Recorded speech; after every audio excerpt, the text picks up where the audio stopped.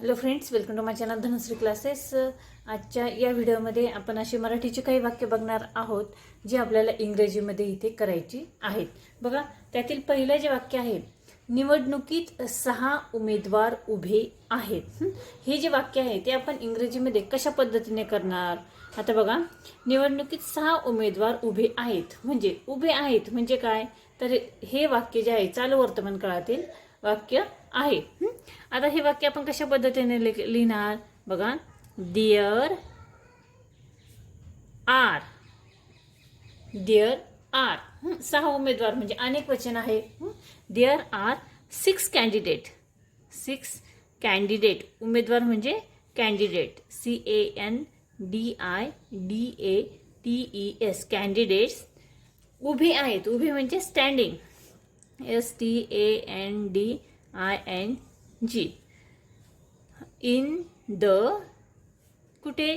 निवडणुकीत म्हणजे election, ELECTION. जे there are 6 candidates standing in the election. ठीक आहे. पुढचं वाक्य बघा, गावाच्या काही भागांमध्ये संचारबंदी होती. हे वाक्य कशा पद्धतीने लिहिणार? बघा, there was THERE. There was काही भागांमध्ये म्हटले म्हणजे अ फ्यू, काही म्हणजे फ्यू. इन सम पार्ट्स भाग, काही भाग म्हणजे some parts PARTS. Some parts of the town म्हणजे गाव. ठीक आहे. पुढचं वाक्य बघा, मिरवणुकीत शेकडो लोक असतील. मिरवणुकीत शेकडो लोक असतील म्हणजे देअर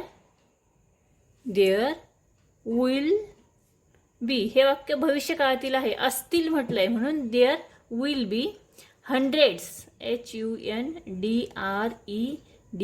हंड्रेड्स म्हणजे शेकडो. ऑफ पीपल इन द कुठे म्हटले? मिरवणुकीत म्हणजे प्रोसेशन, PROCESSION. ठीक आहे. पुढचं वाक्य बघा, जेवणानंतर अनेक भाषणं झाली. जेवणानंतर अनेक भाषणं झाली. बघा, देअर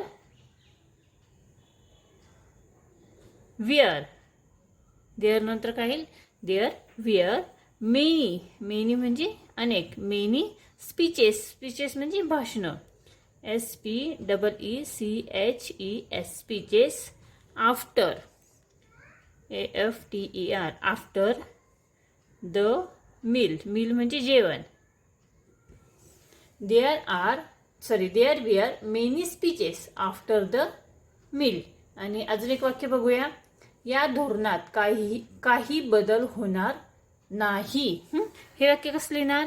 देअर विल बी, होणार नाही म्हणजे भविष्य काळातील वाक्य आहे. म्हणजे देअर विल बी भविष्य काळातील वाक्य आहे, त्यामुळे इथे काय येईल? There will be, BE no change, CHANGE. No change in this, THIS. This policy, POLICY. ठीक आहे. अशा पद्धतीने आपण इथे काही वाक्य बघितलेली आहेत. आय होप तुम्हाला समजले असतील. हा व्हिडिओ जर समजला, आवडला, त्या व्हिडिओला तुम्ही नक्की लाईक करा, शेअर करा आणि हो चॅनलवर नवीन असाल तर चॅनल सबस्क्राईब करा. व्हिडिओ बघितल्याबद्दल धन्यवाद.